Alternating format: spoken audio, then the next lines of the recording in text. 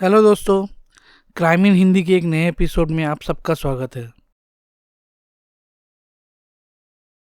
दोस्तों, एक नई फिल्म आई है, द हाउस ऑफ गुच्ची। बहुत ही अच्छी फिल्म है दोस्तों, आप सब लोग देखिए। और आज की कहानी इसी फिल्म की जो कहानी है उसके ऊपर बेस्ड है। दोस्तों, गुच्ची का नाम तो आप सबने सुना ही होगा। एक बहुत ही बड़ा इंटरनेशनल फैशन ब्रांड है। मतलब जिसको भी थोड़ा बहुत किसी चीज़ का नॉलेज होता है उसने गुच्ची ये नाम तो ज़रूर सुना ही होगा। ये बेल्ट्स वगैरह, कपड़े, कई तरह के मतलब फैशनेबल आइटम्स ये लोग मैन्युफैक्चर करते हैं। लेकिन दोस्तों, बहुत कम लोगों को ही ये मालूम शायद होगा कि इसकी जो शुरुआत है वो 1921 से ही हो गई थी। और ये एक एक्चुअली फैमिली रन बिजनेस है। जो ये गुच्ची है ये इनका फैमिली सरनेम है और इसी नाम से उन्होंने ये ब्रांड शुरू किया। दोस्तों, इस कहानी के बारे में जानने से पहले मैं आपसे आग्रह करता हूँ, प्लीज़ मेरे चैनल को लाइक और सब्सक्राइब ज़रूर कर दीजिए, क्योंकि इसी से हमें मोटिवेशन मिलती है हम जैसे स्मॉल क्रिएटर्स को कि इस तरह की इंटरेस्टिंग स्टोरीज आपके सामने लेके आ सके। तो थैंक यू सो मच। दोस्तों, ये गुच्ची जो ब्रांड है इसकी शुरुआत हुई थी 1921 को और इसको शुरू करने वाले आदमी का नाम था गुच्चियो गुच्ची। तो इन्होंने इस ब्रांड की शुरुआत की थी 1921 में और इसका जो हेड क्वार्टर्स है, इसका जो ऑफिस है वो है फ्लोरेंस, इटली में। दोस्तों, ये गुच्चियो गुच्ची ने अपने जो उसके 5 बेटे थे उसमें से 3 इसके साथ काम करते थे। उसका सबसे जो बड़ा बेटा था वो सबसे एक्टिवली इन्वॉल्व हुआ था इसके फादर के साथ, जिसका नाम था ऑल्डो। तो इस ऑल्डो के साथ मिलके उन्होंने इस ब्रांड की शुरुआत की। एक स्टोर उन्होंने खोला जो एक लेडर स्टोर था, क्योंकि वो लोग लेडर के ऊपर काम करते थे। ये इनकी जो फैमिली थी बहुत ही कॉम्प्लिकेटेड थी दोस्तों, और फैमिली फ्यूड्स के चलते ही 1993 में इनका जो जितना भी स्टेक था इनके परिवार वालों का इस कंपनी में वो पूरी तरह से ख़त्म हो गया। और 1993 के बाद इस परिवार का इस ब्रांड के ऊपर कोई भी ओनरशिप नहीं है। दोस्तों, ये कहानी एक्चुअली इसमें बहुत सारे कैरेक्टर्स है, इसीलिए एक के बाद एक मैं आपको इसके बारे में बोल रहा हूँ। जिस आदमी ने शुरुआत की थी उसका नाम था गुच्चियो गुच्ची। उसके 5 बेटे थे और बेटियां भी थी, जिसमें से 3 एक्टिवली इस बिजनेस में इन्वॉल्व थे और उनका नाम है एल्डो, वास्को एंड रुडोल्फो। इसमें से एल्डो सबसे एल्डेस्ट सन था। अब दोस्तों, गुच्चियो की भी मौत हो गई और वो एक जो बेटा था वास्को करके उसकी भी 1974 में मौत हो गई। अब इसके बाद जो 2 बेटे थे एल्डो और रुडोल्फो, इनके बीच में ये बिजनेस का बंटवारा हो गया। उसके बाद क्या हुआ दोस्तों, जो एल्डो के बेटे थे वो भी बिजनेस में इन्वॉल्व थे। तो उन्होंने देखा कि ये रुडोल्फो उसको ऐसे ही मतलब प्रॉफिट मिल रहा है और वो कुछ एक्टिवली इस बिजनेस में है भी नहीं, इसीलिए उससे सलाह किए बिना उन्होंने कई और बिजनेस गुच्ची नाम पे और खोल दिए। इससे क्या हुआ, रुडोल्फो और एल्डो के परिवार के बीच में काफ़ी बुरी तरह से एक झगड़ा शुरू हो गया, एक बिजनेस वार शुरू हो गया।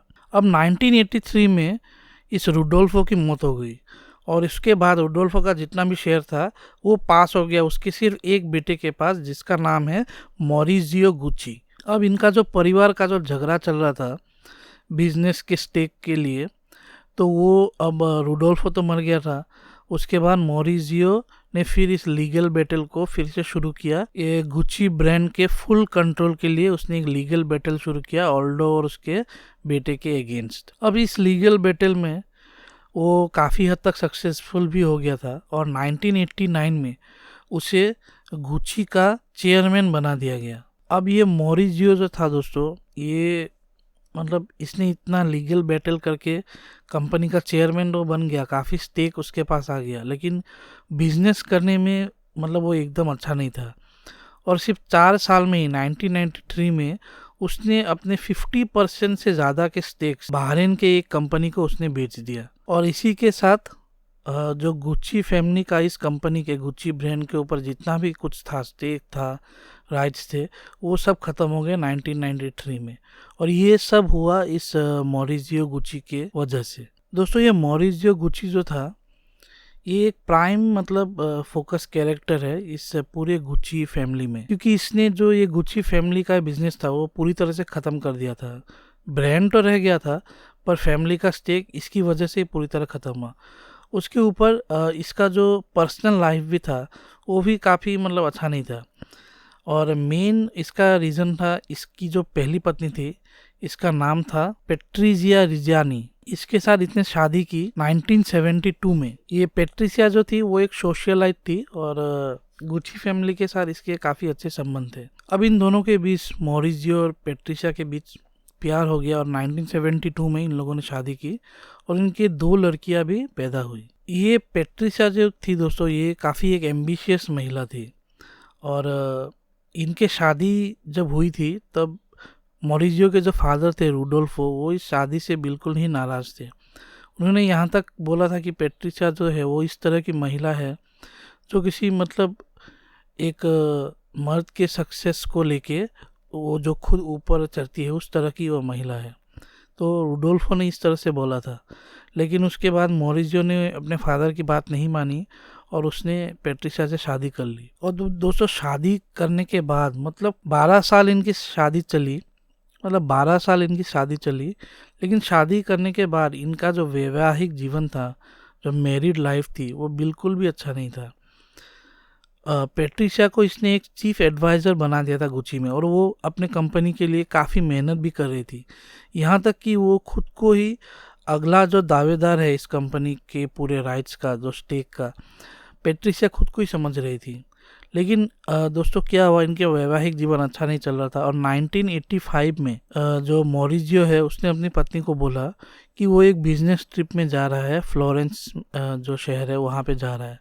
लेकिन दोस्तों जब वो गया उस दिन, उसके बाद वो कभी भी पेट्रिसिया के पास लौट के नहीं आया और बाद में उसने पेट्रिसिया को बोला कि उसने उसको और अपनी दोनों बेटियों को छोड़ दिया है और उसने ये भी कहा कि ये शादी अब ख़त्म हो चुकी है। इस चीज़ से दोस्तों पेट्रिसिया बुरी तरह से वो हिल चुकी थी, बुरी तरह से मतलब डिप्रेस हो गई थी।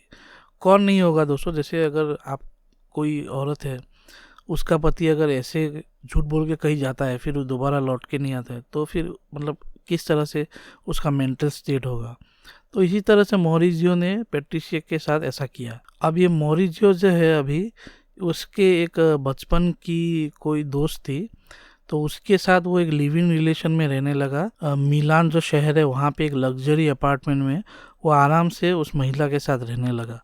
इस चीज़ से भी पेट्रिसिया को और गुस्सा आया और उसके अंदर मतलब जलन वाली भावना बहुत ही ख़राब तरीके से पैदा हो रही थी। गुस्सा, जलन और बिट्रेयल जो मॉरिजियो ने उसके साथ किया कि उसने कंपनी के लिए इतना कुछ किया, उसके बाद भी उसको कोई स्टेक नहीं, उसको यहाँ तक कि डिवोर्स दे दिया और एलिमोनी जो मतलब जो हस्बैंड एक वाइफ को पे करता है डिवोर्स के बाद, वो भी उसका भी कुछ बहुत बड़ा केस वगैरह चल रहा था।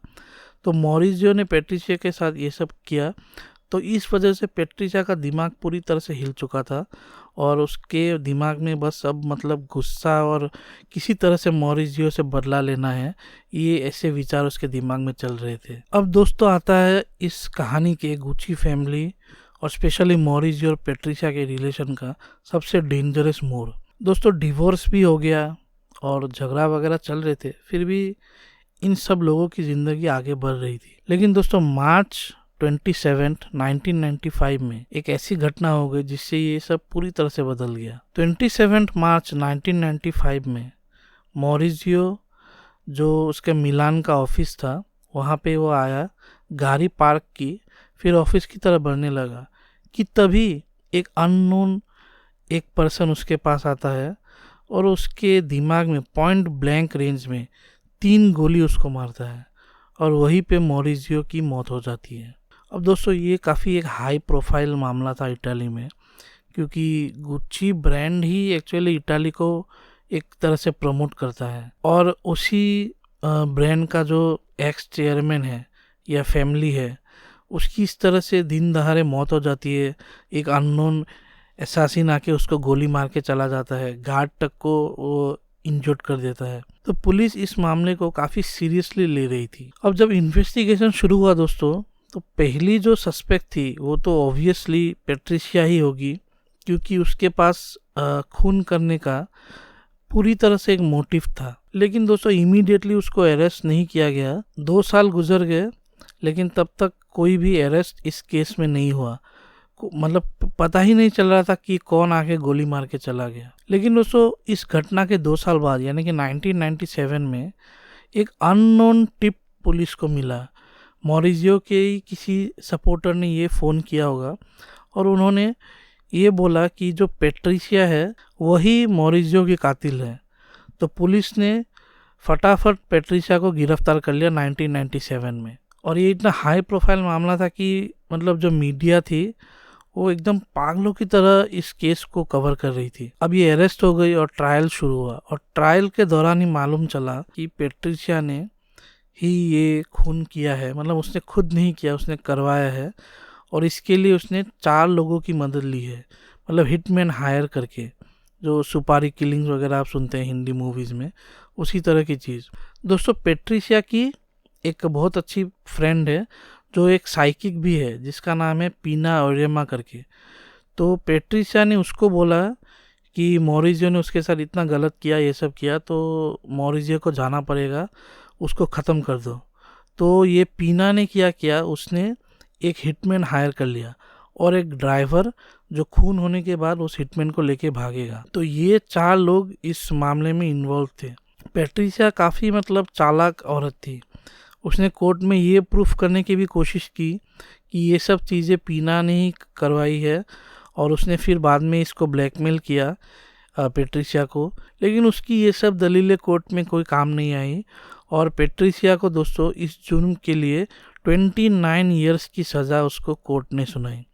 पीना को भी 25 साल की सज़ा हुई और जो हिटमैन था उसको उम्र कैद की सज़ा हुई, ड्राइवर को भी कुछ सज़ा हुई। अब जो वजह क्या थी इसको मारने की, मोटिव क्या थी, तो पुलिस ने ये सभी मोटिव्स कोर्ट के सामने पेश की कि जो मॉरिजियो की वजह से पेट्रिशिया के साथ हुआ कि उसकी तो शादी टूट गई, फिर कंपनी भी हाथ से चली गई और पेट्रिशिया मॉरिजियो को ही, जो कंपनी उनके परिवार के हाथ से गई, उसको ही जिम्मेदार मानती थी। और पेट्रिशिया का ये भी कहना था कि उसने ये इसीलिए किया ताकि जो मॉरिजियो है वो उसकी ज़िंदगी भी बर्बाद हो जाए और वो अपने जो गर्लफ्रेंड है, जो चाइल्डहुड फ्रेंड थी, उसके साथ वो शादी ना कर सके। तो सोचिए दोस्तों, इस पेट्रिशिया को ब्लैक विडो भी कहा गया था क्योंकि ये एकदम एक सिक मेंटेलिटी वाली मतलब औरत थी और अपने ईगो को सेटिस्फाई करने के लिए ये कुछ भी कर सकती थी। अपने एक्स हस्बैंड तक को उसने मरवा दिया, अपनी 2 बेटियों के बारे में भी उसने नहीं सोचा।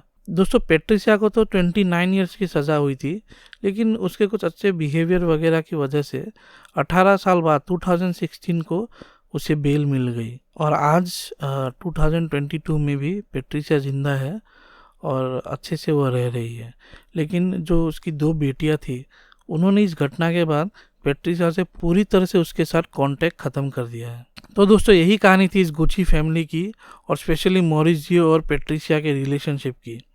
तो दोस्तों देखिए, इनके पास पैसा भी बेशुमार था, ऊपर से फेमस भी थे, कितने लोग इनको चाहते थे, सब था इनके पास।